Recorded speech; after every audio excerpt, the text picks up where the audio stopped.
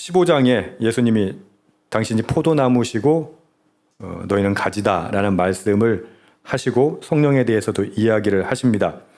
그런데 제자들은 이 이야기를 들으면 들을수록 점점 더 실망합니다. 여기 보면 5절에 보면 나더러 어디로 가는지 묻는 자가 없고, 실제 앞에 물었잖아요. 도마가 어디로 가시냐고. 베드로도 어떻게 해요? 어디로 가시는지 자기가 따라갈 거라고 그랬잖아요. 근데 지금 왜 5절 이렇게 말씀하시냐면 이 이야기가 이제 마지막 예수님의 마지막 설교잖아요. 마지막 유언과 같은 설교인데 이 이야기가 깊이 진행되면 될수록 제자들이 심각해지는 거예요. 상황이. 이거 뭐야? 이제는 어떻게 해요? 이제는 어디로 가는지도 묻지도 않아. 왜 묻지도 않아요? 6절 너희 마음에 근심이 가득해졌기 때문이에요. 그럼에도 불구하고 예수님 왜 이 말씀을 하시느냐? 1절 이것을 너희에게 이름은 너희로 실족하지 않게 하려 함이니. 여러분 오늘 말씀만 제대로 읽어도 여러분 인생 살면서 실족하지 않아요. 왜 실족해요? 왜 자꾸 넘어지고 왜 자꾸 힘들고 시험에 들고 왜 그렇게 갈등을 해요? 모르니까. 2절 보십시오. 사람들이 너희를 출교할 뿐만 아니 이게 보세요. 지금 예수님이 이제 포도나무 가지 이 설명하면서 네가 붙어 있으면 결국 어떻게 된다? 너희 출교시킬 거야. 물론 지금이야 출교가 큰 의미가 없지만 그 당시에는 뭐예요? 재정일치 사회잖아요. 출교는 뭐예요? 곧 생매장이에요. 그냥 사회적 사망을 선고당할 거다라고 하는 거고요. 때가 이르면 물은 너희를 죽인다고 해요. 여기. 예수님 믿는 것 때문에 죽임을 당할 수도 있다는 거예요. 근데 무서운 게 뭔지 아세요? 너희를 죽이는 자가 생각하기를 이것이 뭐라고? 하나님을 섬기는 일이라 하리라. 제가 여러분들 그 교회 사역 초기부터 계속 일관되게 하는 말이 뭐냐면 저는 선동하지 않습니다 이렇게 말씀드리잖아요. 왜 그럴까요? 선동하면요 그 착착착 잘 맞아요. 교회 지읍시다, 선교 어디 나갑시다 이래가지고 선동하면요 일은 좀 더 빠르게 또 효과적으로 크게 할 수 있어요. 그럼 왜 선동 안 한다고 하는 줄 아세요? 오늘 말씀이에요. 그것이 마치 하나님을 섬기는 일이라고 생각하기 때문이에요. 아닌데도 제가 이 이야기 해가지고 이제 여러분들 이제 충격도 안 받지만 교회 건물 짓는 게 그 하나님 일이에요? 하나님 일일 수도 있어요. 근데 아닐 수도 있다는 얘기예요. 교회 사는 모든 일은 다 하나님 일이에요? 아닐 수도 있단 말이에요. 근데 왜 속아요? 심지어 제자들을 죽이기까지 해놓고는 뭐예요? 자가 생각하기를 이것이 하나님을 섬기는 일이라. 그들이 왜 이런 일을 한다고 그래요? 왜 그런 말도 안 되는 일을 사람을 죽이고도 하나님을 위한 일이라고 생각해요? 그 대표적인 게 누구예요? 사울이잖아요. 스데반을 돌로 쳐서 죽이게 한 주동자인데 사울은 뭐라고 생각했어요? 이거 하나님의 일이라고 생각했어요. 그 이유가 뭘까요? 3절 아버지와 나를 알지 못함이라. 호세아 4장 6절에 이런 말씀이 있어요. 내 백성이 지식이 없으므로 망하는도다. 뭐가 없어서 망해요? 지식이 없어서. 여러분 교회 열심히 다닌다고 그 하나님 일 아니에요. 착각하지 마세요. 그걸 지도자가 선동한다고 따라다니지 마세요. 물론 이제 다행히 우리 교인들은 제가 무슨 얘기한다고 따라올 사람이 없어가지고 정말 다행이에요. 여러분 말씀이 없으면 지식이 없으면 망한다고 지금 호세아가 얘기하고 있는 거예요. 여러분 어떠세요? 망하게 안 생겼어요? 그 큐티 잠깐 하는 거 갖고 그 위안 삼지 마세요. 말씀 하나님의 뜻 찬양할 때 얘기했잖아요. 고백했잖아요. 하나님의 뜻이 내 뜻 되기를 원한다고. 성령님의 능력이 성령님의 그 능력이 나의 능력 되기를 원한다고 고백했잖아요. 그죠? 그 알아야 그 지식이 있어야 말씀을 알아야 그렇게 되는 거죠. 4절 보세요. 오직 너에게 이 말을 하는 것은 너희로 그때가 되면 그러니까 그때 그 일을 당하면 이거 생각나게 하려고 하는 거야. 지금 말씀하시는 이유가. 그 처음부터 이 말을 하지 않은 이유가 뭐예요? 아직까지는 내가 너희하고 함께 있으니까 라고 말씀하시는 거예요. 7절에 보시면 이래요. 그러나 내가 너희에게 실상을 말하노니 truth. 진실을 말하는 거예요. 진실. 여러분 하나님의 백성 이 진실, 지식이 없으면 어떻게 된다? 망한다는 거예요. 그리스도인들은 그러면 어디에서 지식을 얻어요? 하나님의 말씀, 성경에서 지식을 얻는 거죠. 여러분, 성경이 왜 강조되어야 합니까? 성경은 바로 하나님의 말씀, 하나님의 입으로 나온 모든 말씀으로 그리스도인들이 살아야 하기 때문이에요. 그게 마태복음의 예수님 말씀이시잖아요. 여러분, 성경 말씀 읽을 때 우리가 가장 실수하는 게 뭔지 아세요? 편식하는 거예요. 자기한테 유리한 말씀은 아멘 그러고 자기한테 불리한 말씀, 불편한 말씀 있으면 어떻게 해요? 아니라 이거예요. 내 생각과 다른 말씀이 훨씬 더 여러분 내게 필요한 말씀이라는 거 꼭 믿으세요. 아, 제가 목사님 저 얘기한 거 좀 불편한데 그 말은 무슨 말이에요? 그게 나한테 제일 필요한 말씀이라고 하는 거예요. 두 번째 문제는 뭐냐면 말씀을 빼고 넣고 제멋대로 한다는 거예요. 여러분, 성경 말씀을 가감하는 방식이 참 뭐라고 그러지? 기술적이에요. 고도의 기술을 갖고 있는데 어떤 방식이 있냐면 원래 의미를 왜곡시켜요. 왜요? 자기한테 유리한 식으로 왜곡시키는 거. 이런 왜곡이 문제가 되는 것은 자신만 망가지는 것이 아니라 타인에게도 위험하다는 거예요. 여러분, 지도자들이 특히 목사님들이 말씀 잘 배워야 되는 이유가 여기 있어요.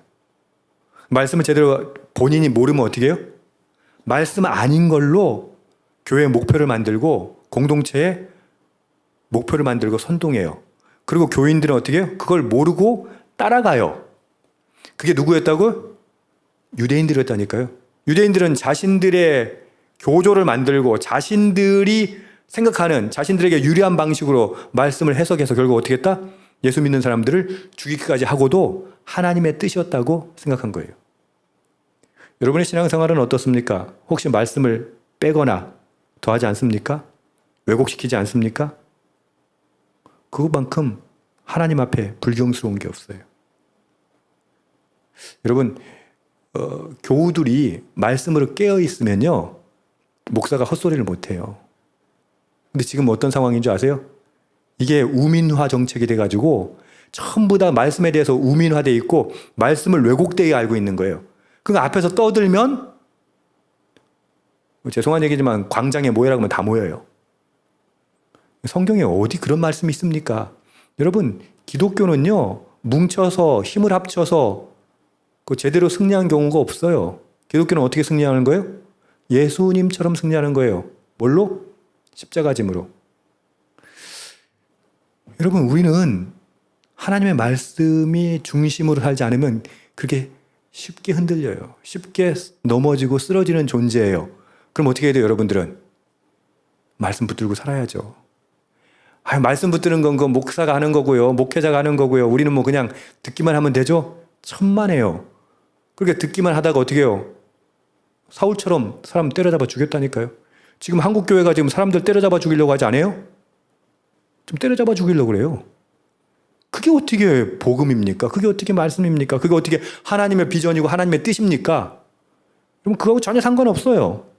왜 그렇게 된다고요? 지식이 없으니까. 알지 못하니까. 7절 다시, 내가 너희에게 실상을 말하노니, 어떤 실상을 말씀하신다는 거예요? 내가 떠나가는 것이 유익해. 왜? 보혜사가 오시기 때문이에요. 보혜사가 오시면 이 모든 것을 너희가 깨닫게 할 것이다 라고 말씀하시는 거예요. 13절, 진리의 성령이 오시면 그가 너희를 모든 진리 가운데로 인도하시리니 그가 스스로 말하지 않고 오직 들은 것을 말하며 장래일을 너희에게 알리시리라. 이게 예수님이 말씀하시는 진실이에요. 그래서 예수님은 가셔야 되는 거예요. 실상을 말씀하신다는 게 바로 이 내용이에요. 그러면 그 보혜사 성령 8절에서 이제 11절인데요. 8절 보십시오. 그가 와서 죄에 대하여, 의에 대하여, 심판에 대하여 세상을 책망할 것이다. 여러분, 죄에 대하여 하면 9절에 그들이 나를 믿지 아니하며, 여러분 이것도 해석이 안 돼요. 여러분, 이게 무슨 말이에요? 죄에 대하여 하면 그들이 나를 믿지 아니하며, 이게 무슨 말이에요? 우리 교인 정도 되면 이제 알아야 되는데, 여러분, 뭐가 선이에요? 하나님이 선이에요. 맞죠?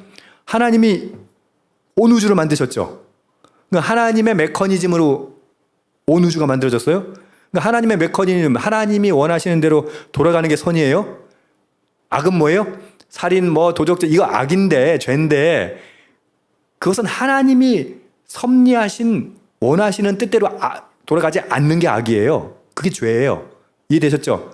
누가 선이라고요? 하나님이 선이에요. 그러면 지금 예수님은 하나님이시잖아요. 9절 보세요. 죄에 대하여 책망할 건데 그들이 나를 믿지 아니하며. 예수님 안 믿는 게 뭐라고요?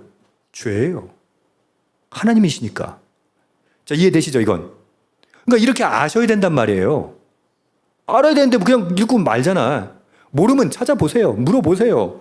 의에 대하여 함은 내가 아버지께로 가니 너희가 다시 나를 보지 못하며. 이건 신학적으로 논쟁이 많은데 그냥 이렇게 해석할 수도 있어요. 예수님이 의로운지 안 의로운지 몰랐잖아. 근데 아버지께로 가시는 걸 보고 죽었다가 부활하시고 승천하시는 걸 보고 예수님이 의였구나 깨닫게 된 거죠. 그럼 어떻게 해?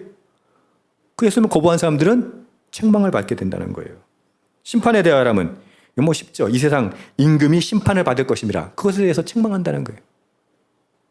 여러분, 성령께서 우리에게 깨닫게 하실 거예요. 알게 하실 거예요. 뭐를? 분별하게 하실 거예요. 지식을 주실 거예요. 성경을 읽으면요, 여러분 꼭 기도하면서 성경 읽어야 되는 게 뭔지 아세요?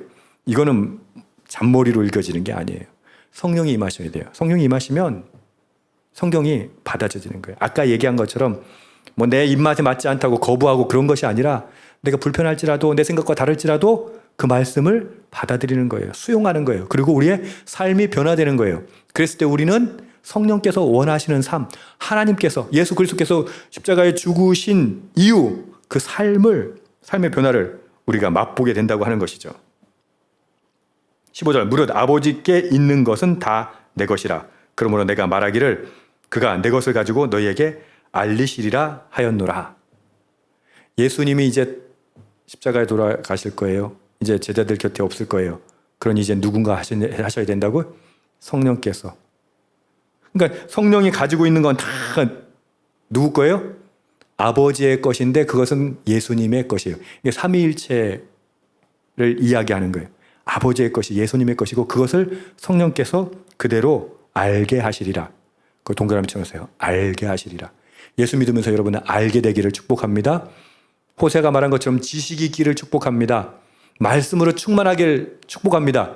이걸 뭐라고 한다고요? 성령 충만. 하고 무슨 방언하는 것도 성령 충만인데 여러분 진짜 성령 충만의 스펙트럼을 우리는 지금 모르는 거예요. 말씀으로 충만하고 은사로 충만하고. 그러면 그 충만한 사람 어떻게 산다? 예수님의 뜻대로, 하나님의 뜻대로, 하나님 원하시는 바대로 그분의 성품을 닮아서 그분의 능력으로 이 세상을 살아가게 되는 것이죠. 저와 여러분이 성령 충만하기를 축복합니다. 그럼 위해서 말씀으로 충만하기를, 하나님 아는 지식으로 충만하기를 주님의 이름으로 축복합니다. 아멘.